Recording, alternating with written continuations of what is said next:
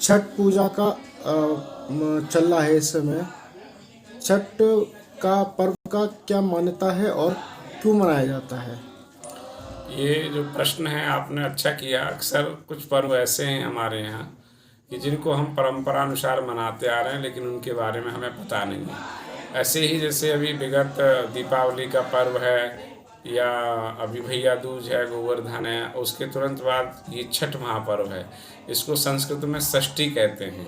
षष्ठी का उल्लेख ब्रह्म वैवर्त पुराण में आया है कि भगवान की सत्ता की जो छठवीं सत्ता है, उसको नाम हम षष्ठी कहते हैं। प्रकृति को जब बनाया गया तो उसमें 1 2 3 4 5 6 7 ऐसे करके जो संख्या हमारी 16 प्रकार की होती है, जैसे कहते हैं 16 कला अवतार भगवान कृष्ण। तो ऐसे ही भगवान की षष्ठी कला का नाम षष्ठी है, जिसको हम षष्ठी माता कहते हैं। और विशेषकर ये भगवान सूर्य से जुड़ा हुआ पर्व है। इसमें व्यक्ति या कोई भी जनमानस इस व्रत को कर सकता है। मनोवांछित फल की इसमें प्राप्ति होती है। सूर्य हमारे अधिष्ठात्र साक्षात देवता माने गए हैं। उनको साक्षी मान करके ये व्रत निराहार रह करके किया जाता है। इसमें आत्मा और परमात्मा और लौकिक और पारलौकिक दृष्टि से ही बहुत श्रेयस्कर व्रत है, और इसमें मनोवांछित फल की सिद्धि प्राप्त होती है। सूर्य जैसे प्रधान ग्रह कारक माने गए हैं कि इसमें सूर्य की जो पूजा करता है उसको साक्षात फल की अनुभूति होती है, चाहे वो किसी प्रकार से हो। जैसे सूर्य का दर्शन ना हो तो आजकल डॉक्टर लोग कहते हैं कैल्शियम की कमी है, तो इसमें हम सूर्य को विशिष्ट कर अपनी पुष्टिकारक देवता मानते हैं, और इसमें उनसे प्रार्थना करते हैं कि आध्यात्मिक और लौकिक हमारी अंतःकरण को पवित्र करके आत्मबल प्रदान करें और हमारे शरीर को भी पुष्टिकारक बनावे। इसलिए भगवान सूर्य की विशिष्ट पूजा की जाती है। विशेष उल्लेख इसका ब्रह्म वैवर्त पुराण में आता है, जो इसको विधि पूर्वक करते हैं। विशेषकर उसमें जो भूमि से उपजी हुई वस्तु हैं उन्हीं का पूजन में उपयोग होता है, वही भगवान को ग्राही मानी गई हैं। इसके नियम की बात यह है कि इसमें एक तो हम निराहार रहते हैं, 3 दिन का ये व्रत माना गया है।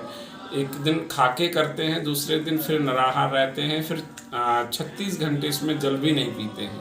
तो उगते हुए सूर्य को और डूबते हुए सूर्य को, यद्यपि भौतिक या लौकिक तरीके से देखा जाए तो डूबते हुए सूर्य को शुभ नहीं माना जाता है, लेकिन इस षष्ठी के व्रत में डूबते हुए सूर्य को भी पूजित किया जाता है, पूजा जाता है। यद्यपि हमारे यहाँ जो सांस्कृतिक उत्सव है, कार्यक्रम है, उसमें प्रातःकाल उगते हुए सूर्य का, मध्याह्न सूर्य का और अस्ताचल सूर्य का भी पूजन होता है। तो अस्ताचल सूर्य से हमें कुछ ज्ञान मिलता है, और ज्ञान क्या है कि हम कितने भी अपनी शक्ति से क्षीण हो गए हैं, यद्यपि फिर वो समय व्यतीत होने पर आपकी शक्ति को जागृत करते हैं।